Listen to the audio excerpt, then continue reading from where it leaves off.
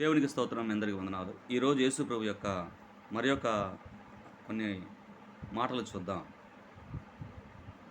మత్తయి సువార్త 8వ అధ్యాయము 1 నుంచి మరి కొన్ని విషయాలు ఇక్కడ వ్రాయబడి ఉన్నాయి. 13వ వచనం వరకు.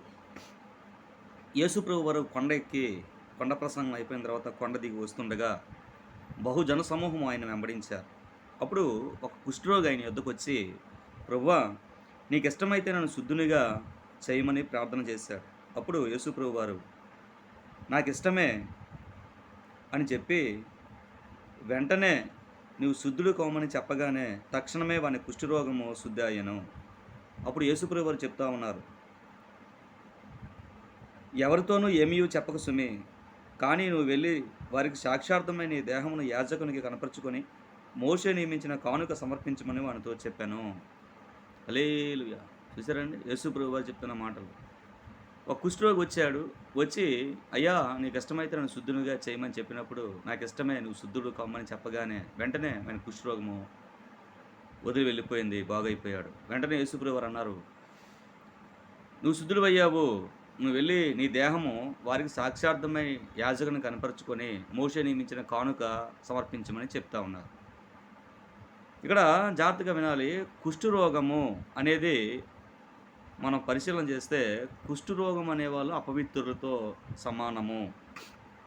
పాత నిబంధనలో కుష్ఠరోగులు కుష్ఠరోగం కానీ చాలా రకాలుగా ఉన్నారు.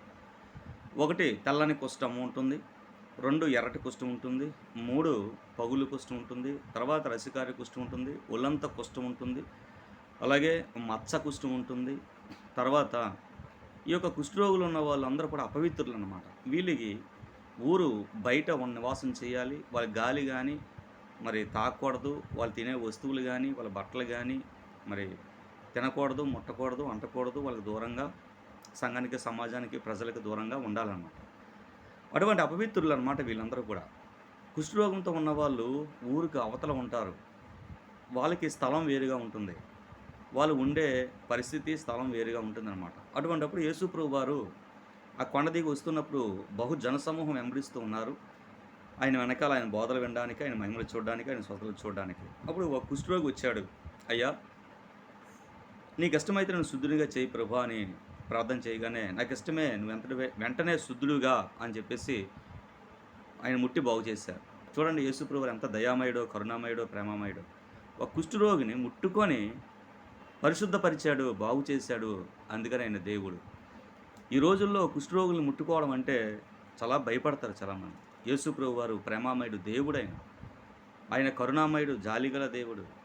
కుష్ఠరోగిని సైతం ముట్టుకొని బాగు చేసి స్వస్థపరిచాడు. ఈరోజు ఎంతోమంది కుష్ఠరోగులు ఉన్నారు. ఎలా ఉన్నారంటే ఆత్మీయ కుష్ఠులు అంటారు. అంటే పాపంతో ఉన్న కుష్ఠులు. ఈ పాపంతో ఉన్న ఈ కుష్ఠు రోగంలో ఉన్న ప్రజలను యేసు ప్రభు వారు బాగు చేస్తూ ఉన్నారు. అయ్యా, నేను పాపినయ్యా, నన్ను క్షమించి తండ్రి అని ప్రార్థన చేయగానే వాళ్ళని ముట్టి బాగు చేస్తున్నాడు, కొత్త జీవితాన్ని ఇస్తున్నాడు. అయితే ఆ జీవితాన్ని కాపాడుకోవాలి. ఈ కుష్ఠులు ఎన్నో రకాలుగా అని చెప్పాను కదా, అలాగే పాపం చేయవాలి ఎన్నో రకాలు. పాపపు కుష్ఠుతో బతుకుతున్న ప్రజలు ఎంతోమంది ఉన్నారు. అటువంటి వాళ్ళు ఈ పాపం ఎలా పోతుంది, ఎలా బాగవుతుంది, ఈ పాపం పశ్చాత్తాపం ఏది, ఈ పాపంతో చచ్చిపోతే నరకానికి వెళ్ళిపోతాం కదా, ఈ పాపంతో మరి ఉంటే మనశ్శాంతి ఉండదు, ఆత్మశాంతి ఉండదు కదా, ఈ పాపాలు క్షమించబడడం ఎలాగా, ఈ పాపాలు పోగొట్టుకోవడం ఎలాగా, ఈ పాపాలు తీసివేయడం ఎలాగా, ఈ పాపాలు తీసివేసే వాళ్ళు ఎవరైనా ఉన్నారా, నేను చేసిన పాపానికి క్షమాపణ దొరుకుతుందా అని చాలా నలిగిపోతూ ఉంటారు చాలామంది. వాళ్ళకి మంచి శుభవార్త ఈరోజు ఉంది. అటువంటి పాపం అనే కుష్ఠుతో బాధపడుతున్న నీవు, యేసు ప్రభువారు ఉన్నారు. ఆయన సృష్టికర్త అయిన భగవంతుడు, ఆయనే పరలోకం నుండి దిగి వచ్చిన దేవుని కుమారుడిగా వచ్చిన యేసయ్య. ఆయన నేను పిలుస్తున్నాడు, రా, నీ కుష్ఠరోగాన్ని బాగు చేస్తాను. పాపపు కుష్ఠ సుమా, పాపపు కుష్ఠుతో ఉన్న నిన్ను పాపాన్ని తీసివేసి పరిశుద్ధపరుస్తాను రా అంటా ఉన్నాడు. దేవుని చిత్తమైతే, దేవుడిలో నువ్వు బలంగా బాగా ఉంటే నీ శరీర కుష్ఠు కూడా దేవుడు తీసివేయగలడు. ఆ విశ్వాసం నీకు ఉండాలి. విశ్వాసంతో మరి ఓర్పుతో కార్యాలు సాధించుకోవాలి ప్రభువులో. కనుక దేవుడు ఆత్మకి దేవుడే, శరీరానికి దేవుడే, ఆకాశానికి దేవుడే, భూమికి దేవుడే, సర్వ మానవాళికి దేవుడే, సర్వ జీవులకు దేవుడే, సర్వ లోకానికి దేవుడే. ఆయన బాగు చేసిన తర్వాత యేసు ప్రభు వారు ఆయన అంటా ఉన్నాడు, వారికి సాక్ష్యార్థమై నీ దేహాన్ని యాజకుని కనపరుచుకో, అంటా ఉన్నాడు. నువ్వు బాగైపోయావు కదా! సాక్ష్యంగా నువ్వు ఉండాలి అంటా ఉన్నాడు. యేసు ప్రభు బాగు చేసిన తర్వాత, మనందరిని స్వస్థపరిచిన తర్వాత, మనల్ని పరిశుద్ధపరిచిన తర్వాత, మనం సాక్షి జీవితం జీవించాలి. ఆ సాక్షి జీవితం జీవిస్తూ నువ్వెక్కడికెళ్ళాలి? మందిరానికి వెళ్ళమన్నాడు. అక్కడ దేవుని సేవకుడు ఉంటాడు. అక్కడ ఆ సేవకునికి మోషే నియమించిన కానుక సమర్పించు అంటా ఉన్నాడు. ఇక్కడ ఈ కుష్ఠరోగి అడుక్కునేవాడు. వాళ్ళెవరు డబ్బులివ్వరు. అటువంటిది ఆయన దగ్గర కానుక ఎలా ఉంటది? అడుక్కునే డబ్బులు, ఎవరైనా ఇస్తే డబ్బులు, ఎవరైనా తీసుకుంటే డబ్బులనమాట. అటువంటి డబ్బులు బాగయ్యాయని తెలుసుకొని యేసుప్రభు మాట విని దేవుని మందిరానికెళ్ళి యాజకుడైన పాస్టర్ గారికి కనిపించి అక్కడ మోసే నియమించిన ఎంతో కొంత కానుక సమర్పించాడు. ఈరోజు ఎంతోమంది యేసుప్రభు బాగు చేస్తున్నాడు. పాపం అనే కుష్టుతో ఉన్న మనలందరం బాగు చేస్తున్నాడు. స్వస్థపరుస్తున్నాడు, కోరికలు తీరుస్తున్నాడు, అనుకున్నవి జరిగిస్తున్నాడు. అటువంటి యేసుక్రీస్తు ప్రభు వారిని మనం ఏ విధమైన గౌరవిస్తున్నామా? ఇక్కడ ఈ కుష్ఠరోగి గౌరవించి మందిరానికి వెళ్ళి కనప సాక్షి జీవితం బతుకు, అంతేకాదు మోసే నియమించిన కానుక ఇమ్మన్నాడు. మరి ఈరోజు యేసు ప్రభువుని ప్రార్థన చేస్తున్నాం. దేవుడు బాగు చేస్తున్నాడు, కనికరిస్తున్నాడు, స్వస్థపరుస్తున్నాడు, అనుకున్నవి ఇస్తున్నాడు, అలాగే జరిగిస్తున్నాడు. ఏదైనా కావాలనుకుంటే అన్నీ ఇస్తున్నాడు దేవుడు. అటువంటప్పుడు దేవుని మందిరానికి వెళ్ళాలి కదా! సాక్షార్థంగా జీవించాలి కదా! ఆ కుష్ఠరోగి కానుకేసాడు. నువ్వు కానుకెయ్యట్లేదు. ఈరోజు ఎంతోమంది కానుకలు ఎయ్యలేకపోతా ఉన్నారు. ఆ కానుకేసినా సరే ఎలాగా? చాలా తక్కువ కానుకలేస్తున్నారు దేవుని మందిరానికి, దేవునికి.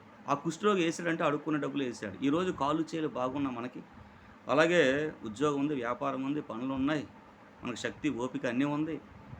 ఏమండి మనం దేవునికి కానుకలు ఎలాగిస్తున్నాం? ఇక్కడ దేవుని మందిరంలోకి వెళ్ళి యాజకుడికి కానుక సమర్పించన్నాడు. మరి ఈరోజు దేవుని మందిరంలో సేవ చేస్తున్న సేవకుడికి దేవుడు నిన్ను బాగు చేస్తే యేసు ప్రభువారు ఆత్మీయంగా, శారీరకంగా నిన్ను బాగు చేస్తూ ఉంటే దేవుని మందిరానికి వెళ్ళి నువ్వు కానుకలు ఎలాగిస్తున్నావు? విస్తారంగా ఇవ్వమని కాదు, నీ కలిమి కొలిది, నీ శక్తి కొలిది ఇవ్వమంటున్నాడు దేవుడు. అంతేగాని బలవంతంగా దేవుడు ఏమీ ఇవ్వమని చెప్పలేదు. కానీ ఆ కానుక ఇస్తే, ఆ కానుక గాని దేవునికి ఇస్తే, ఆ యాజకుడు ప్రార్థన చేస్తాడు నీ కొరకు. నీ కుటుంబం కొరకు, నీ ఆరోగ్యం కొరకు నేను ప్రార్థన చేసి నిన్ను మహింపరుస్తాడు. దేవుడిని మహింపరుస్తాడు.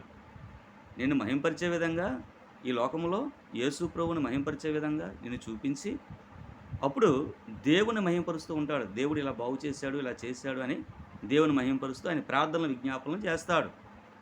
అందుకని కానుక యాజకునికి ఇవ్వమన్నాడు. దాని ద్వారా దేవుని సేవ పరిచయం జరుగుతుంది.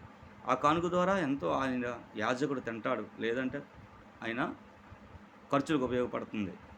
అంటే ఈరోజు కానుక ఇవ్వడానికి కూడా చాలామంది ఇష్టపడడం లేదు. యేసు స్వస్థతలు పొందుకుంటున్నారు, యేసు మహిమలు పొందుకుంటున్నారు, యేసు అనుకున్నవి మొక్కుబడులు తీరుస్తున్నాయి. అవన్నీ కూడా యేసు ప్రభువు తీరుస్తున్నారు. కానీ కానుకలు ఇవ్వలేకపోతున్నారు. కానుకలు ఇవ్వాలి.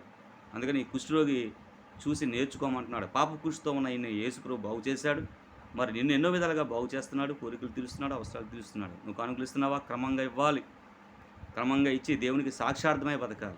అలా బతికితేనే దేవుడు నిన్ను దీవిస్తాడు. పరలోక రాజ్యంలో నువ్వు ఉంటావనేదే సత్యం. కనుక దేవుడు చెప్పినట్టు నడవాలి. దేవుడు చెప్పినట్టు మనం జీవిస్తూ నడుస్తూ ఉంటే పరలోక రాజ్యంలో మనం ధన్యులం అవుతాం. మనం వారసత్వం పొందుకుంటాం. దేవుని దగ్గర, దేవుని రాజ్యంలో మనం అందరం ఉంటాం. కనుక ఎటువంటి కుష్ఠరోగులైనా దేవుడు బాగు చేస్తాడు. అది ఎటువంటి పాప కుష్ఠ అయినా సరే దేవుడు బాగు చేస్తాడు సుమా. కనుక పాపంతో నలిగిపోతున్న నీవు, పాపంతో బాధపడుతున్న నీవు యేసు ప్రభు ప్రార్థన చేయి. ఆ కుష్ఠరోగి ప్రార్థన చేశాడు. ప్రభువా నీకు ఇష్టమైతే నన్ను శుద్ధునిగా చేయి నాయనా అన్నాడు. యేసు ప్రభు వారు అన్నారు, నాకు ఇష్టమే, నువ్వు శుద్ధుడు కమ్మన్నారు. ఈరోజు నీవు, నేను, మనం అందరం కూడా పాపంతో నలిగిపోతున్న మనలను ప్రార్థన చేస్తే దేవుడు శుద్ధిని చేశాడు. మరి దేవునికి సాక్షార్థంగా బతకాలి కదా. దేవుని కానుకలు ఇస్తూ, దేవుని సేవకు ప్రోత్సహిస్తూ, దేవుని మహింపరుస్తూ ఉండాలి కదా మనం అందరం. దేవుడి మాటలను దీవించునుగాక. ప్రార్థన చేసుకుందాం. దేవతండ్రి, ప్రభువా తండ్రి, ఇదిగో నాయన ఈ మాటలు విన్న ప్రతి ఒక్కరిని కూడా దీవించండి, ఆస్వాదించండి, బలపరచండి, స్థిరపరచండి, అభివృద్ధి చేయండి. అందులో కార్యం జరిగించండి. ఆ రోజు తండ్రి కుష్టు వ్యాధిని బాగు చేసావు నాయన. ఈరోజు పాప కుష్టితో మనందరం బాగు చేస్తున్నావు తండ్రి. మన పరిశుద్ధులుగా, పవిత్రులుగా చేస్తున్నావు తండ్రి. నీ వందనాలు, స్తోత్రాలు. ఈ వాక్యమైన అందరినీ కూడా దీవించండి. వాళ్ళ జీవితంలో గొప్ప వెలుగు కార్యాలు చేయండి, అద్భుతాలు చేయండి, సూచికలు చేయండి, మతకార్యాలు చేయండి. దేవాని మాటలు విన్న ప్రతి ఒక్కరు కూడా దైవ దర్శనం పొందుకోలేదు సహాయం చేసి దీవించమని యేసు ప్రభువా ఇదిగో నాయన మమ్మల్ని అందరినీ బాగు చేయండి. మా సంఘాలని, మా పరిచయాలని, మా కుటుంబాలని, మా పిల్లల్ని జ్ఞాపకం చేసుకొని దీవించండి. అలాగే సంఘ బిడ్డలందరినీ కూడా దీవించండి. ఈ సువార్త వింటున్న ప్రతి ఒక్కరిని దీవించండి. యేసు ప్రభువా నువ్వు మమ్మల్ని అందరినీ బాగు చేసే దేవుడు నాయన తండ్రి. మమ్మల్ని బాగు చేయమని, దీవించమని, ఆశీర్వదించమని, స్వస్థపరచమని, చూస్తున్న ప్రతి ఒక్కరిని ఆశీర్వదించమని యేసునామములో ప్రార్థిస్తున్నాను తండ్రి. ఆమేన్. నా పేరు శ్రీనివాస్ యాంటోనీ. నా phone number, PhonePe number, Google pay number 8179955458. ఈ పరిచర్యకు ప్రోత్సహించండి. దేవుడు మిమ్మల్ని దీవిస్తాడు. మీ కొరకు ప్రార్థన చేస్తాను. మా కొరకు ప్రార్థన చేయండి. దేవుడు మిమ్మల్ని దీవించును గాక. ఆమేన్.